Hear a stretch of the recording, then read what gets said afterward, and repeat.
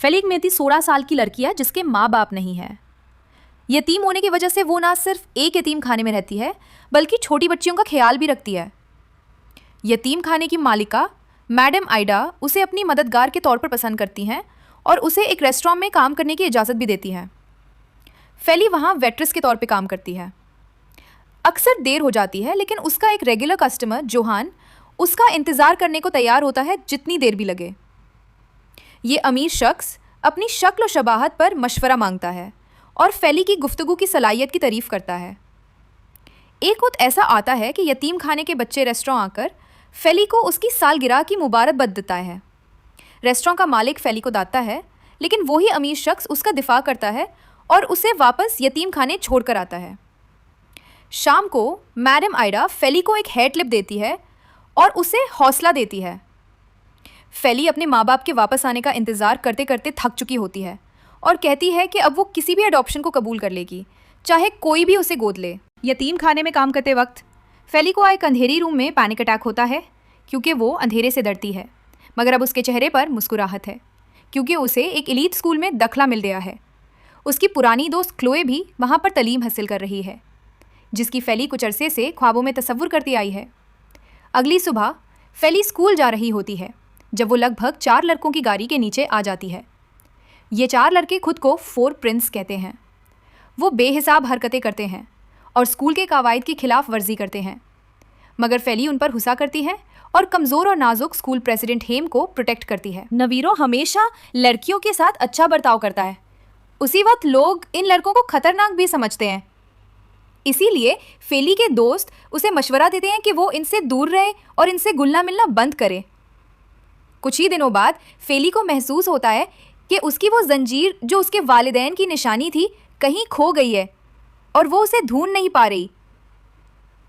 इसके बाद वो 4 भाई उसका हेयर क्लिप भी छीन लेते हैं और उसे तोड़ देते हैं। क्लोए अब उनके साथ घूमती है और फेली से कहती है कि वो भूल जाए कि वो कभी उसकी दोस्त थी।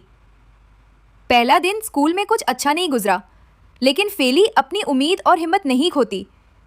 शाम को मैडम आइडा एक खास डिनर तैयार करती है क्योंकि मिस्टर यैन उनके पास आते हैं।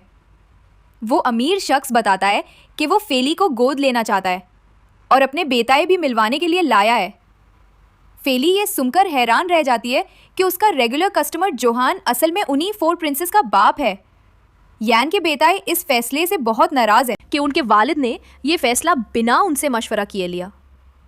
जॉर्डन सिर्फ खामोश रहता है जबकि बाकी सब लड़के नाराज़ दिखाई देते हैं।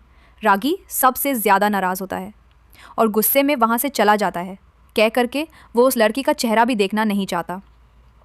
फेली उसके पीछे जाती है और देखती है कि उसके हाथ में वो पेंडेंट है जो फेली को उसके वालिदैन से मिला था।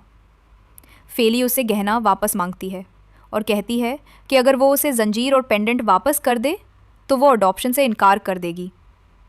मिस्टर जोहान के पास वापस जाकर फेली कहती है कि वो उसका ऑफ़र कबूल नहीं कर सकती, लेकिन वो शख्स हिम्मत नहीं मानता। फेली के पीछे आता है और उसे बताता है कि वो एक विडोअर है और बेटी गो लेने की ख्वाहिश उसकी मरहूम बीवी का सपना था। फेली उसकी बात को समझती है और हमदर्दी का इज़र करती है और आखिरकार एक ट्रायल पीरियड के लिए रजामंद हो जाती है। वो 3 महीने उसके घर में रहेगी और उसके बाद बताएगी कि क्या वो उसकी बेटी बनने के लिए तैयार है। अगली सुबह मैडम आइडा और यतीम खाने के बच्चे फेली को रुखसत करते हैं, इस उम्मीद के साथ कि शायद अब उसे अपना असल घर मिल जाए। अमीर शख्स के घर पहुंचकर फेली की मुलाकात मैडम राटिश से होती है, जो उस घर की देखभाल करती है। वो फेली को स्मार्ट हाउस का सिस्टम समझाती है, जो एक वॉइस असिस्टेंट से कंट्रोल होता है। जॉर्डन भी फेली की मदद करता है सब कुछ समझने में और नई बहन के लिए इज्जत का इज़हार करता है, जो बाकी भाइयों के बारे में नहीं कहा जा सकता। कुछ देर बाद रागी उसे बुलाता है और कहता है कि शहर चलकर उसके लिए नए कपड़े खरीदते हैं, मगर ये सब एक चाल होती है। वो उसे शहर के बीच में छोड़कर वापस घर चला जाता है। जब उसे अंदाज़ा होता है कि बाहर तेज़ बारिश शुरू हो गई है तो उसे फेली का ख्याल आता है और वो उसे लेने वापस चला जाता है। अगली सुबह सब नौजवान स्कूल जाने के लिए निकलते हैं। बाप अपनी बेटी से कहता है कि वो भी अपने भाइयों के साथ स्कूल जाए। नतीजा ये होता है कि एक भाई फैसला करता है कि वो अपनी गाड़ी में स्कूल जाएगा। रास्ते में रागी रुकता है और फाइज से कहता है कि गाड़ी से उतर जाए क्योंकि वो नहीं चाहता कि कोई उन दोनों को साथ में देखे। फाय लगभग क्लास के लिए लेट हो जाती है, लेकिन वो फेंस पर से छलांग लगाकर वक्त पर पहुंच जाती है। कुछ देर बाद शनाया उसे कहती है कि उसके साथ चलें जहां रागी अपनी नई ड्रिफ्टिंग वीडियो रिकॉर्ड कर रहा है। जब रागी अपनी नई बहन को देखता है तो उसे राइड पर ले जाने का कह देता है। फाय घबराती नहीं बल्कि मजाक भी करती है अपने नए भाई के साथ। शाम को रागी उससे बदला लेने का प्लान बनाता है और पूरे घर की बिजली बंद कर देता है, क्योंकि उसे पता चला कि फाय अंधेरे से डरती है। रागी, हेल्गी और नवो मिलकर फेली का मजाक उड़ाते हैं, लेकिन अचानक उन्हें उसके कमरे से आवाज़ आती है और वो समझते हैं कि कुछ गलत हो गया है। जब जॉर्डन को पता चलता है तो वो फौरन लड़की के कमरे का कोड लॉक खोलता है और अंदर दाखिल होता है। वो देखता है कि फाय ज़मीन पर बेहोश पड़ी है। जॉर्डन उसे उठाता है और कहता है कि वो बिजली का मसला ठीक करने में मदद करे। जैसे ही कमरे में रोशनी आती है, डरी हुई फाय ज़ोर से जॉर्डन को गले लगा लेती है, जो उसे थोड़ा हिचकिचत में डाल देता है। बाकी भाई मजबूरन माफ़ी मांगते हैं, लेकिन सबक नहीं सीखते और अब भी फेली से नाराज़ रहते हैं और उसे घर से निकलने का ख्वाब देखते हैं। इसी दौरान फाय को महसूस होता है कि उसका दिल जॉर्डन की तरफ झुक रहा है, लेकिन वो सोचती है कि ये गलत है क्योंकि अब वो दोनों भाई बहन हैं। अगली सुबह फाय किसी भाई के खिलाफ कुछ नहीं कहती और उनके बुरे रवैये की शिकायत नहीं करती, मगर उसका ये नेक अमाल भी। नावो और हेल्गी मिलकर फेली की पीठ पर एक तोई ममेज नोट चिपका देते हैं। जब फिली इस मजाक को देखती है तो वो हल्ला करने का फैसला करती है, लेकिन गलती से एक स्कूल के लड़के से टकरा जाती है और उस पर ड्रिंक गिर जाता है। वो लड़का उसे मारने लगता है, लेकिन रागी फ़ौरन आकर अपनी बहन का दिफा करता है। थोड़ी देर बाद नावीरो और हेल्गी को भी उसी बुली से लड़ना पड़ता है, मगर एक टीचर वक्त पर आकर लड़ाई रोक देता है। जब नावो और हेल्गी सफाई कर रहे होते हैं तो उनकी मुलाकात एक स्कूल की लड़की से होती है, लेकिन दोनों को अंदाज़ा नहीं होता कि वो दोनों उसी लड़की से मोहब्बत कर बैठे हैं। क्लास में फिली देखती है कि उसकी कुर्सी पेंट से गंदी की गई है। जॉर्डन इज्जतदारी का मुजीरा करता है और फिली को जलील होने से बचाता है। उसकी पेंट वाली ड्रेस को अपने जैकेट से छुपा देता है। थोड़ी देर बाद फिली अपने काम के लिए निकलती है, लेकिन नावीरो, हेल्गी और रागी भी रेस्टोरेंट पहुंच जाते हैं। वो जानबूझकर ग्लासेस गिरा देते हैं और उसका वॉलेट उल्टा करके उस पर चोरी का इल्ज़ाम लगा देते हैं। बॉस फ़ौरन फिली को निकाल देता है, जिससे वो बहुत उदास हो जाती है। उसे खुश करने के लिए जॉर्डन उसे एक फ़ैशन स्टोर ले जाता है, जहां वो उसे नए कपड़े दिलवाता है। शाम को भाइयों के दरमियान तनाज़ु हो जाता है, क्योंकि जॉर्डन उसे अच्छे से ट्रीट करता है, जो रागी और दूसरे भाइयों को पसंद नहीं आता। फील ये बात सुन लेती है और गुस्से में आकर रागी को थप्पड़ मार देती है। वो कहती है कि अगर वो लोग उसे इतना नफरत करते हैं तो वो घर छोड़ देगी। अपने कमरे में जाकर फीली मैडम आइडा के नाम एक खत लिखती है और सोचती है कि क्या उसे वापस यतीम खाने चले जाना चाहिए। थोड़ी देर बाद वो चाय बनाने जाती है और किचन में जॉर्डन से मुलाकात होती है। जॉर्डन का नार्म और मेहरबान रवैया उसे दिल से छू जाता है और वो अपने आधे भाई से मोहब्बत कर बैठती है। फीली अपना फैसला बदल देती है और जॉर्डन के खरीदे हुए नए कपड़े पहनती है। अगली सुबह वो अपना पूरा मेकओवर करती है, जिससे उसके भाई उसे हैरानी और दिलचस्पी से देखते हैं। जॉर्डन का शुक्रिया अदा करने के लिए फीली फैसला करती है कि वो सबके लिए चावल बनाए। सब लोग चावल चखते हैं सिवाय रागी के। कुछ घंटों बाद पूरा खंडान मिस्टर यान की मरहूम बीवी के कब्रिस्तान जाता है। लड़का इस बात पर जलान महसूस करते हैं कि फे भी उनके साथ गई है, जबकि उसका उनकी माँ से कोई लेना देना नहीं। थोड़ी देर बाद फे और रागी का दोबारा टकराव होता है, क्योंकि रागी और दूसरे भाई अब भी उसे अजनबी समझते हैं। आखिरकार घर छोड़ने का फैसला करके फेली अपना सामान बांध लेती है और अपने स्टेप फादर से कहती है कि उसे वापस यतीम खाने छोड़ आए। मिस्टर यान उसे अपनी मरहूम बीवी की एक वीडियो दिखाता है, जिसमें वो एक बेटी की ख्वाहिश का इजहार करती है और वो फेली से कहता है कि अपना वदा पूरा करे और 3 महीने उसके घर में रहें। इस दौरान हेल्गी और नवीरो एक रेस्टोरेंट जाते हैं और वहाँ उन्हें पता चलता है कि दोनों एक ही लड़की से मोहब्बत करते हैं, लड़की से जिस वजह से हेल्गी और नवीरो के दरमियान झगड़ा हो जाता है। शाम को रागी फे को उसका ब्रेसलेट वापस करता है और सुबह के वक्त उससे होमवर्क कॉपी करने की इजाज़त मांगता है। क्लोए देखती है कि फे और रागी काफ़ी क्लोज हो रहे हैं, तो उसे जलान होती है, क्योंकि वो राय से मोहब्बत करती है और उसके साथ रहना चाहती है। चीयरलीडर प्रैक्टिस के दौरान क्लोए अपनी पुरानी दोस्त फे को एक डिज़ाइन में हिस्सा लेने का मशवरा देती है, लेकिन उसे फंसा देती है। फे गिर जाती है और उसकी टांग जख्मी हो जाती है। ये देखकर रागी घबरा जाता है, लेकिन उसके पास जाने की हिम्मत नहीं होती, क्योंकि जॉर्डन फे का ख्याल रख रहा होता है और उसे उठा लेता है। रागी को ये सब कुछ पसंद नहीं आता और वो क्लोए से लड़ता है, कह करके उसे फेली के साथ ज़्यादा एहतियात बरतनी चाहिए। घर लौटकर सब देखते हैं कि हेल्गी और नवरो एक दूसरे से लड़ रहे हैं और एक दूसरे से कट रहे हैं। थोड़ी देर बाद जब नवीरो डिनर बनाने का फैसला करता है तो फे को पता चलता है कि दोनों भाई एक ही लड़की मोनिका से मोहब्बत करते हैं। फेली और जॉर्डन दोनों को मनाने के लिए एक चाल चलते हैं। वो दोनों भाइयों को एक कमरे में बंद कर देते हैं। आखिर में हेल्गी और नवीरो एक जेंटलमैन्स एग्रीमेंट करते हैं।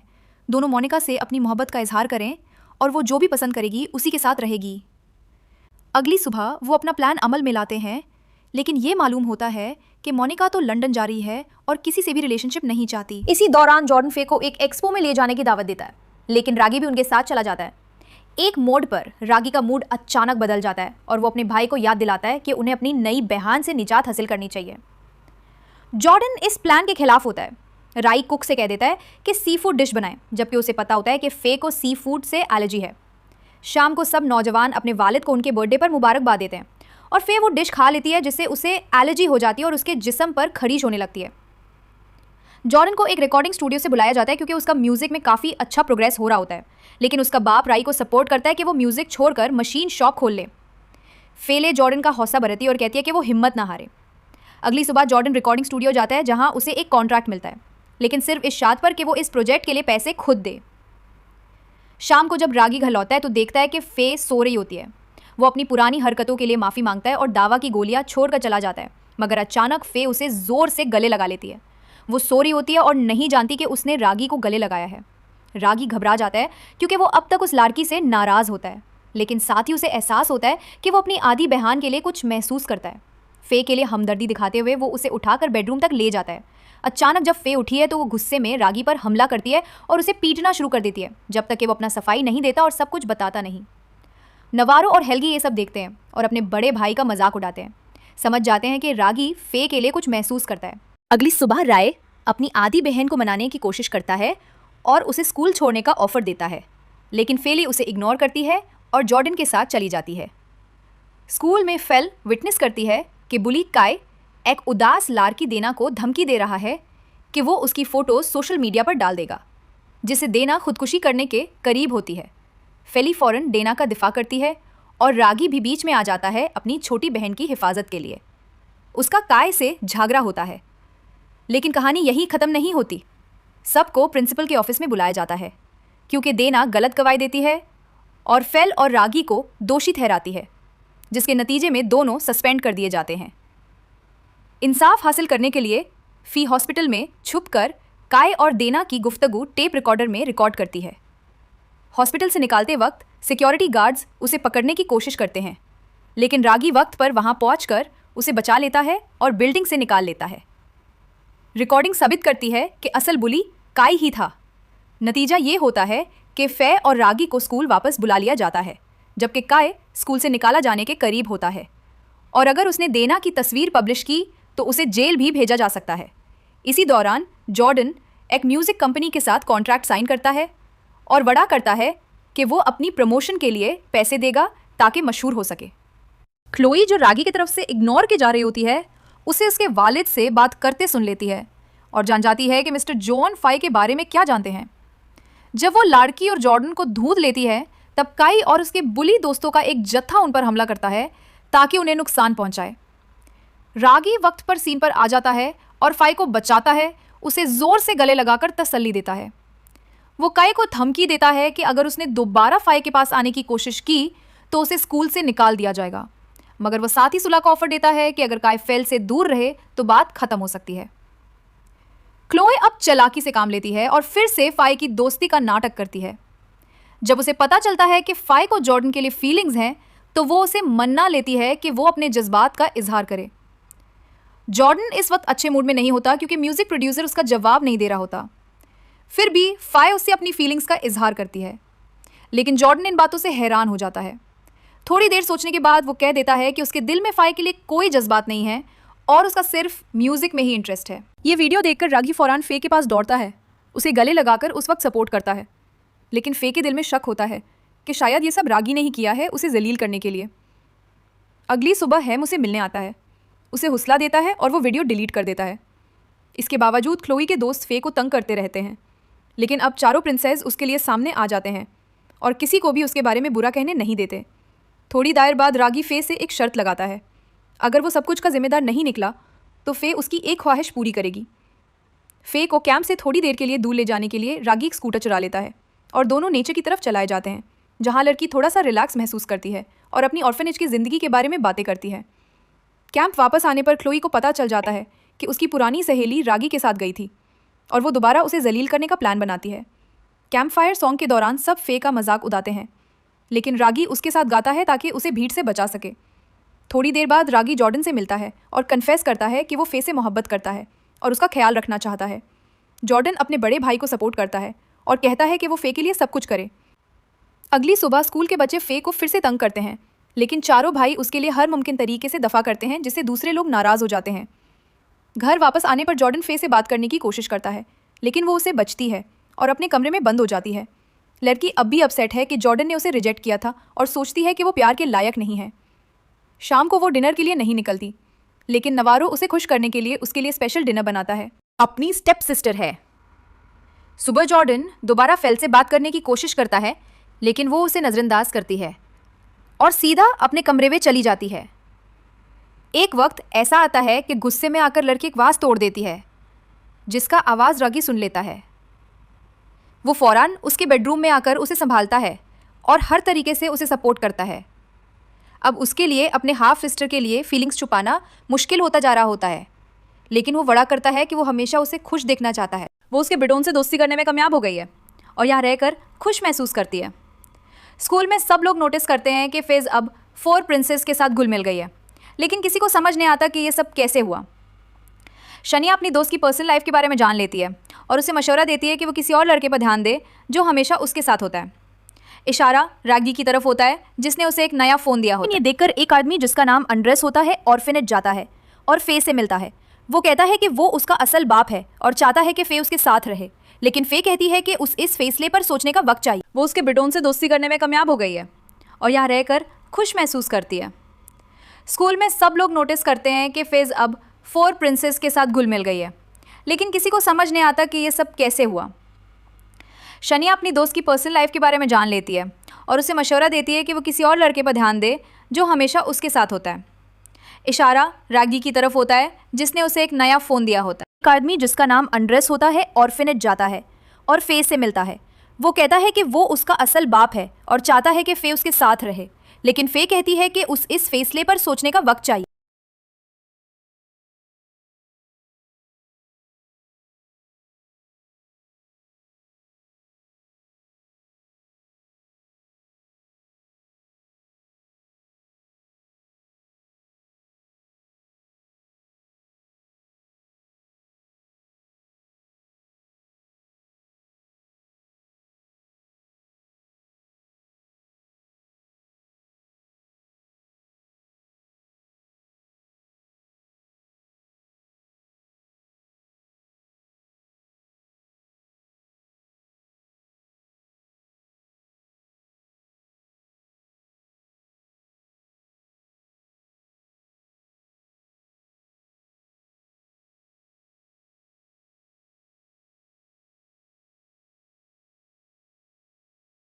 वो उसे गाड़ी चलाना सिखाने पर राजी हो जाता है और उसे वो गाड़ी दिखाता है जो उसके बनाए गए स्केचेस से डिज़ाइन की गई होती है। गाड़ी चलाना सीखने का तजुर्बा रोमांटिक बन जाता है और एक लम्हा ऐसा आता है जब दोनों एक दूसरे के करीब हो जाते हैं, जैसे कि वो किस करने वाले हों। एक वक्त ऐसा भी आता है जब रागी फैसला करता है कि वो लड़की से अपनी मोहब्बत का इजहार करेगा, लेकिन फ़ौरन ही ये समझ आता है कि ये सब उसके ख्वाब थे। कुछ दिन बाद फीली 4 प्रिंसेस के घर से चली जाती है। सब भाई उदास हो जाते हैं, लेकिन उसका फ़ैसला कबूल कर लेते हैं क्योंकि अब वो अपने असल वालिद के साथ जा रही होती है। रात में चारों भाई बेपनाह उदासी महसूस करते हैं और एहसास होता है कि हर एक ने किसी न किसी अंदाज में फेई से मोहब्बत की थी। जॉर्डन उसे एक बेहतरीन दोस्त के तौर पर समझता है। हेल्गी और नावीरो उसे अपनी बहन जैसा समझने लगे थे, जबकि रागी उसे दिल से चाहता था और उसके साथ ज़िंदगी गुजारना चाहता था। इधर अंद्रेस अपनी बेटी को उस जगह ले जाता है जो उसने पहले वादा किया था उससे बिल्कुल मुख्तलिफ होती है। वो एक पास के गांव में रुकते हैं और फे का फ़ोन गायब हो जाता है, जिसकी वजह से वो अपने दोस्तों को कुछ नहीं लिख सकती। रात के खाने के दौरान अंद्रेस अपनी मरहूम बीवी का जिक्र नहीं करता और माजी से मुतालिक बात करने से कतराता है। सुबह फे को याद आता है कि रागी ने उसे एक दूसरा फ़ोन दिया था। वो उस फ़ोन का इस्तेमाल करके रागी को मैसेज भेजती है और बताती है कि वो पास ही है। मिस्टर यान जब ये सुनते हैं तो उन्हें शक होता है कि क्या अंद्रेस वाकई उसका असल बाप है। वो मालूमात चेक करते हैं मगर कुछ भी मुश्कूक नहीं मिलता। इसी वक्त रागी समझ जाता है कि ये उसका आखिरी मौका है कि वो उस लाड़की से मिलकर अपना दिल खोल सके। जब उसे ये पता चलता है कि फे दूर नहीं है तो चारों भाई उसका हौसला बढ़ाते हैं और वो उसे ढूंढने निकाल पड़ता है, जबकि फे अपने बाप के मुसल्ला गार्ड्स के अंदर होती हैं। कुछ देर बाद लाड़की तय करती है कि वो थोड़ा सा वॉक करे, लेकिन गार्ड्स उसके पीछे पीछे रहते हैं। जब वो एक लॉन में होती है तो कुछ तस्वीर लेती है और रागी को कॉल करती है। लड़का ये छुपाता है कि वो ऑलरेडी उसकी तरफ आ रहा है और उसे अपना एग्जैक्ट लोकेशन बताने को कहता है। थोड़ी देर बाद वो उस जगह पहुंचा जाता है और देखता है कि घर में हर तरफ वैसे लोग हैं जो दिखने में गैंगस्टर या बैंडिट लगते हैं। कुछ ही मिनट्स में फे वापस घर जाती है, लेकिन खुद को महसूस नहीं करती। दारा हुआ महसूस करते हुए वो भाग जाती है और रास्ते में रैये से मिलती है, जिसे वो जोर से गले लगाती है। रागी उसे ये तजवीज़ देता है कि दोनों थोड़ा वक्त साथ बिताते हैं ताकि वो रिलैक्स कर सके और बुरी बातों के बारे में ना सोचे। इस दौरान जोहन अपनी मरहूम बीवी के कब्र पर जाता है और महसूस करता है कि उसे फेली की याद आ रही है। गाड़ी में वापस लौट कर वो एक और कब्र देखता है जिसमें एंड्रियस का नाम लिखा होता है। वो अपने असिस्टेंट से कहता है कि चेक करे कि क्या लाड़की का असल बाप जिंदा है या नहीं। रैगी और फे एक साथ वक्त गुजारते हैं और एक लम्हा ऐसा आता है जब रैगी फैसला करता है कि वो उसे अपनी मोहब्बत का इजहार करे। वो वादा करता है कि हमेशा उसके साथ रहेगा और उसका ख्याल रखेगा, लेकिन फ़िलहाल उसे वापस घर ले जाना पड़ता है ताकि उसका बाप उसकी गैबी का एहसास ना कर ले। घर लौटकर बाग के बाहर से लाड़की सुन लेती है एंड्रियस की बातचीत। मालूम होता है कि वो असल में उसका बाप नहीं, उसका चाचा है। मगर सबसे बुरा सच ये है कि वो आदमी उसे ऑर्गन्स के लिए बेचने का प्लान बना रहा होता है और कुछ क्रिमिनल्स के साथ मिलकर डील कर चुका होता है। जब फे को समझ आता है कि वो एक पागल आदमी की कायद में है जो उसे बेचना चाहता है, तो वो एक गाड़ी चुराकर भाग जाती है। रास्ते में वो रागी को कॉल करती है, लेकिन मुसल्ला गार्ड्स उसका पीछा करते हैं। जब वो गाड़ी रोकती है तो क्रिमिनल्स और उसका चाचा उसे पकड़कर फिर से कायद कर लेते हैं। अगली सुबह रागी एक कैफे में फाय का इंतजार करता है, लेकिन वो ना आती है ना फ़ोन उठाती है। इसी वक्त जोहान को उसके असिस्टेंट से मालूम होता है कि लाड़की को जिन्होंने किडनैप किया है वो उसका चाचा है, जो पहले भी ह्यूमन ट्रैफिकिंग के जुर्म में जेल जा चुका है। जब जोहान को ये पता चलता है कि फाय खतरे में है तो वो फ़ौरन रागी को कॉल करता है। वो अपने बेटे से दरख्वास्त करता है कि कुछ ना करे, लेकिन रागी फ़ौरन कंट्री हाउस की तरफ निकल जाता है। वो एक सही मौका देखकर अंदर घुस जाता है और गार्ड पर हमला करता है ताकि फाय को आज़ाद कर सके, मगर प्लान फेल हो जाता है जब एक दूसरा गार्ड उसके सर पर वार करता है और उसे बांध देता है। रागी मुश्किल से अपने भाइयों को अपना लोकेशन भेजता है। जॉर्डन, हेल्गी और नवेरो भी वहां पहुंचते हैं और मिलकर बंद गार्ड्स को हराते हैं। वो बांधी हुई फाय और रागी को आज़ाद करवाते हैं। 5 लोग गाड़ी में फरार हो जाते हैं, लेकिन रास्ते में टायर फट जाता है और क्रिमिनल्स उनका पीछा कर लेते हैं। भाई अलग अलग हो जाते हैं और बंदिज को फंसाकर उन्हें पीट देते हैं। एक क्रिमिनल फाय को पकड़ लेता है और मशेटी दिखाकर धमकाता है, लेकिन फाय उसका हाथ काट लेती है, जिससे सबको भागने का मौका मिलता है। मिस्टर यान को सब कुछ पता चल जाता है और वो सिक्योरिटी भेजता है अपने बच्चों को वापस घर लाने के लिए। सब लोग महफूज होते हैं, लेकिन फाय का चाचा अब भी धमकी दे रहा होता है और मिस्टर यान से पैसे के लिए ब्लैकमेल करता है ताकि वो लड़की के सुकून और सेफ्टी का वढ़ा करे। रागी ये बात ओवरहियर करता है और जब मिस्टर यान ट्रैफिकर से मिलने के लिए निकलता है तो चारों भाई और फाय उसका पीछा करते हैं। यान रैंसम दे देता है, लेकिन लाड़की का चाचा अपने फेल का चाचा जेल चला जाता है और लाड़की वापस 4 भाइयों के घर लौट आती है। कुछ ही दिनों में सब स्कूल वापस जाते हैं और सबको महसूस होता है कि रागी अब पहले से मुख्तलिफ है, क्योंकि अब वो और फे एक साथ है। कुछ आस बाद क्लोई अपनी पुरानी दोस्त के घर आती है ताकि बात कर सके। वो दिखा करती है कि वो रिश्ते को ठीक करना चाहती है, लेकिन असल है दोबारा फे को जलील करती है और कहती है कि अगर वो यान के घर रही तो वो उसकी फैमिली को तबाह कर देगी। फे इस बात को दिल पे ले लेती है और उसे मालूम होता है कि यान के बिजनेस में मसाइल आ गए हैं, क्योंकि लोग समझते हैं कि फे उसकी नाजायज़ बेटी है। ये सब समझने के बाद फे अपने स्टेप फादर से मिलती है और कहती है कि उसने फैसला किया है कि वो ऑर्फनेज वापस चली जाए और वहाँ अपने असल माँ बाप का इंतज़ार करे, चाहे कभी भी मिले। कुछ दिन बाद स्कूल के बच्चे रागी के बर्थडे पार्टी में इकट्ठा होते हैं। हेम फे से अपनी मोहब्बत का इजहार करता है, लेकिन वो उसे इनकार कर देती है। उसके बाद वो रागी को भी कह देती है कि वो दोनों एक साथ नहीं हो सकते। लड़की भाग जाती है और रोटी है, लेकिन रागी उसके पीछे जाता है ताकि उसके जज्बात समझ सके। आखिरकार फे इकरार करती है कि वो भी उससे मोहब्बत करती है, जिसके बाद दोनों फैसला करते हैं कि वो फिर से एक साथ रहेंगे। सब कुछ एक खुशी भरा अंजाम लगता है, लेकिन जब वो सब घर लौटे हैं तो चार भाई और फे एक पुरस्कार औरत से मिलते हैं।